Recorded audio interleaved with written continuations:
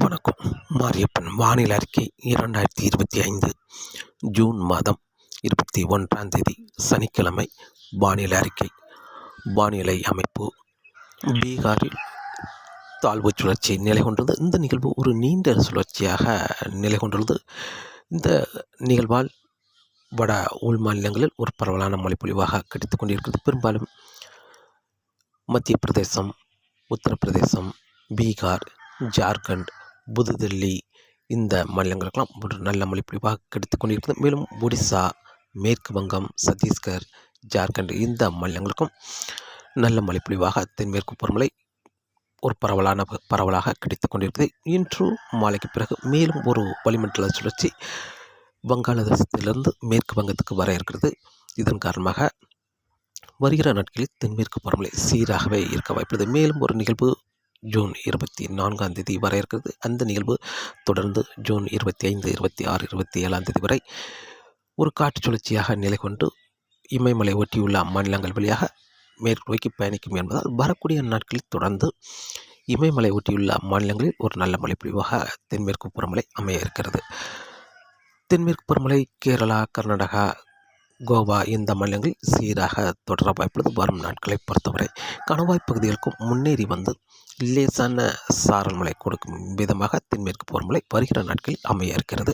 மேலும் தமிழகத்தை பொறுத்தவரை வெப்பச்சலன மழை என்பது அங்கங்கே இன்று சற்று குறைவான பரப்பில் இருந்தாலும் நாளை ஜூன் 22ஆம் தேதியும் அங்கே சற்று குறைவான பரப்பிலே வெப்பச்சலன மழை இருக்க வாய்ப்புள்ளது. ஜூன் 23ஆம் தேதியிலிருந்து படிப்படியாக வெப்பச்சலன மழை அதிகரிக்க வாய்ப்புள்ளது. ஜூன் 23ஐ விட 25ஆம் தேதியிலிருந்து படிப்படியாக வெப்பச்சலன மழை அதிகரித்தாலும் ஜூன் 28ஆம் தேதிக்கு பிறகு படிப்படியாக வெப்பச்சலன மழை தீவிரம் குறைந்து மீண்டும் ஜூன் 1ஆம் தேதி 2ஆம் தேதி என்று படிப்படியாக தமிழகத்தில் வெப்பச்சலன மழை அதிகரிக்கும் என்றும் எதிர்பார்க்கப்படுகிறது. எப்போதெல்லாம் மேற்கு வங்கத்தில் நிகழ்வு இருக்குமோ அப்போதெல்லாம் குளிர்ந்த காற்று தமிழகம் ஊடாக பயணிக்கும் என்பதால் தமிழகத்தில் வெப்பச்சலன மழை அதிகரிக்க வாய்ப்புள்ளது. நிகழ்வு சற்று உள்ளே சென்ற பிறகு வெப்பச்சலன மழை தீவிரம் தமிழகத்தில் குறைய வாய்ப்புள்ளது. இன்று ஜூன் மாதம் 21ஆம் தேதியை பொறுத்தவரை சனிக்கிழமை. இன்று தமிழகத்தை பொறுத்தவரை அங்கங்கே ஒரு சில இடங்களில் வெப்பச்சலன மழை கிடைக்க வாய்ப்புள்ளது. இன்று கன்னியாகுமரி மாவட்டத்தை பொறுத்தவரை கன்னியாகுமரி மாவட்டத்தில் மேற்கு பகுதி லேசான சாரல் மழை மிதமான மழையாக கிடைக்க வாய்ப்புள்ளது. திருநெல்வேலி மாவட்டத்தை பொறுத்தவரை திருநெல்வேலி மாவட்டம் மேற்கு தொடர்ச்சி மலைகளில் லேசான மிதமான மழை கிடைத்தாலும் கிழக்கு பகுதி இன்று முன்னேறி வர வாய்ப்பில்லை. பெரும்பாலும் திருநெல்வேலி மாவட்டம் கிழக்கு பகுதி இன்று முற்றிலுமாக மழைக்கு ஏதும் வாய்ப்பில்லை. தூத்துக்குடி மாவட்டத்தை பொறுத்தவரை தூத்துக்குடி மாவட்டத்தில் இன்று ஒரு இரு இடங்களில் லேசான மழைப்பொழிவு கிடைக்கும் என்றும் எதிர்பார்க்கப்படுகிறது. தூத்துக்குடி மாவட்டத்தை பொறுத்தவரை. மேலும் விருதுநகர் மாவட்டத்தை பொறுத்தவரை விருதுநகர் மாவட்டம் மேற்கு பகுதி மேற்கு தொடர்ச்சி மலைகளில் லேசான மிதமான மழை சாரல் மழையாக கிடைக்க வாய்ப்புள்ளது. மேற்கு தொடர்ச்சி மலைகளில் அதே போல் தென்காசி மாவட்டத்தை பொறுத்தவரை தென்காசி மாவட்டத்தில் மேற்கு தொடர்ச்சி மலைகளில் லேசான மிதமான மழை கிடைத்தாலும் தென்காசி, கடையநல்லூர் இந்த இடங்களுக்கு லேசான சாரல் மழை கிடைக்கும் விதமாக சற்று முன்னேறி வர வாய்ப்புள்ளது. அதற்கு கிழக்கே முன்னேறி வர வாய்ப்பில்லை. கிழக்கு பகுதி வறண்ட வானிலை நிலவ வாய்ப்புள்ளது. மேலும் இன்று ராமநாதபுரம், புதுக்கோட்டை, சிவகங்கை, மேலும் திண்டுக்கல், மதுரை வடக்கு பகுதி இந்த இடங்களில் ஓரிரு இடங்களில் லேசான முதல் மிதமான மழையாக கிடைக்க வாய்ப்புள்ளது. அதே வேளையில் இன்று தஞ்சாவூர், திருவாரூர், நாகப்பட்டினம் இந்த இடங்களில் ஒரு இரு இடங்களில் லேசான மழைப்பொழிவு கிடைக்க வாய்ப்புள்ளது. மாலை 5 மணிக்குள் மழை கிடைக்கும் என்றும் எதிர்பார்க்கப்படுகிறது. அப்படி 5 மணிக்கு பிறகு காற்று, அதாவது மன்னார் வளைகுடாவில் நுழையும் காற்று வேகமாக டெல்டா மாவட்டங்களில் நுழையும் என்பதால் அதற்கு முன்னதாக இரு காற்று இணைவு இருக்கும். அதற்கு பிறகு இரு காற்று இணைவு என்பது பெரும்பாலும் வடக்கு உள் மாவட்டங்களில் மட்டுமே இருக்க வாய்ப்புள்ளது. இன்று பெரும்பாலும் மேலும் கோயம்புத்தூர் வடக்கு பகுதி பெரும்பாலும் ஒரு இரு இடங்களில் லேசான மழைப்பொழிவு கிடைக்கும் என்றும் இன்று எதிர்பார்க்கப்படுகிறது. கோயம்புத்தூர் மாவட்டத்தை பொறுத்தவரை பெரும்பாலும் காரமடை, அன்னூர் இந்த சுற்று வட்டாரங்களில் ஒரு இரு இடங்களில் லேசான மழைப்பொழிவு கிடைக்கும் என்றும் எதிர்பார்க்கப்படுகிறது. மேலும் ஈரோடு, சேலம், தருமபுரி, கிருஷ்ணகிரி, திருப்பத்தூர், ராணிப்பேட்டை, கள்ளக்குறிச்சி இந்த இடங்களில் அங்கங்கே ஒரு இரு இடங்களில் லேசான முதல் மிதமான மழை கிடைக்க வாய்ப்புள்ளது.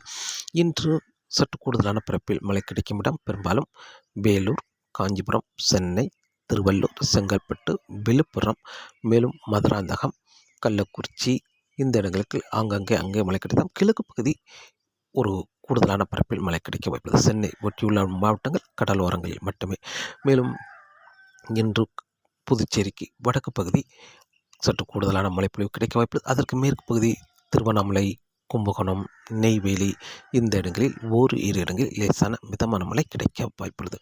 இன்று தமிழகத்தை பொறுத்தவரை தென் மாவட்டங்களில் ஓரிரு இடங்களிலும், மேலும் திருச்சிக்கு வடக்குள்ள மாவட்டங்கள் அங்கங்கே ஒரு சில இடங்களில் லேசான மிதமான மழை கிடைக்க வாய்ப்புள்ளது. சற்று பரப்பில் குறைந்த இடங்களில் மழை கிடைக்க வாய்ப்புள்ளது. இன்று ஜூன் மாதம் 21ஆம் தேதியை பொறுத்தவரை நாளை ஜூன் மாதம் 22ஆம் தேதி மேற்கு வங்கத்தில் ஒரு வளிமண்டல சுழற்சி நிலை கொண்டிருக்கும் என்பதால் காற்றின் வேகம் கணவாய் பகுதியில் சற்று அதிகரித்து காணப்படும். அதே வேளையில் தமிழகத்திலும் மழைப்பொழிவு என்பது இரு இடங்களில் மட்டுமே மழை கிடைக்க வாய்ப்புள்ளது. குறைந்த பரப்பிலே மழை கிடைக்க வாய்ப்புள்ளது. பெரும்பாலும் ராமநாதபுரம், புதுக்கோட்டை, சிவகங்கை இந்த மாவட்டங்களில் ஏதாவது ஓரிரு இடங்கள். மேலும் வடக்குள்ள மாவட்டங்கள் பெரும்பாலும் சேலம், தருமபுரி, கிருஷ்ணகிரி, வேலூர், காஞ்சிபுரம், சென்னை, திருவள்ளூர், செங்கல்பட்டு, விழுப்புரம், கள்ளக்குறிச்சி, ராணிப்பேட்டை இந்த இடங்களில் அங்கங்கே ஒரு சில இடங்களில் மட்டுமே மழை கிடைக்க வாய்ப்புள்ளது. நாளை ஜூன் மாதம் 2ஆம் தேதி சற்று பரப்பில் குறைந்த இடங்களில் மழை கிடைக்க வாய்ப்புள்ளது. ஜூன் 23ஆம் தேதி சற்று கூடுதலான பரப்பில் மழை கிடைக்க வாய்ப்புள்ளது. மேற்கு வங்கத்தில் நிலை கொண்டிருக்கும் வளிமண்டல சுழற்சி சற்று மேற்கே முன்னேறிவிடும் என்பதால் காற்றின் வேகம் சற்று குறையும் என்பதால் பரவலாகவே மழைப்பொழிவு, வெப்பச்சலனை சற்று கூடுதலான பரப்பில் மழை கிடைக்க வாய்ப்புள்ளது. ஜூன் 23ஆம் தேதி. ஜூன் 24ஆம் தேதி மேலும் ஒரு நிகழ்வு மேற்கு வங்கத்துக்கு வர இருக்குது. அந்த நிகழ்வு தொடர்ந்து ஜூன் 24, 25, 26 தேதிகள் தொடர்ந்து சற்று வங்கக்கடலை இணைக்கும் விதமாக நிலப்பரப்பில் மேற்கு வங்கத்தின் நிலை கொண்டு மேற்கு நோக்கி பயணிக்க வாய்ப்புள்ளது. இதன் காரணமாக ஜூன் 24, 25, 26 தேதியில் படிப்படியாக தமிழகத்தில் வெப்பச்சலனை அதிகரித்து காணப்படும். நிலப்பரப்பில் அதாவது கூடுதலான இடங்களில் மழை கிடைக்க வாய்ப்புள்ளது. ஜூன் 28ஆம் தேதியிலிருந்து தமிழகத்தில் வெப்பச்சலனை தீவிரம் குறைய வாய்ப்புள்ளது. அதே போல் தென்மேற்கு பருவமழையும் தீவிரம் குறைந்து ஏதாவது ஓரிரு இடங்களில் மட்டுமே லேசான மிதமான மழையாக கிடைக்க வாய்ப்புள்ளது. ஜூலை 1ஆம் தேதி மேற்கு வங்கத்துக்கு ஒரு வளிமண்டல சுழற்சி வர இருக்கிறது.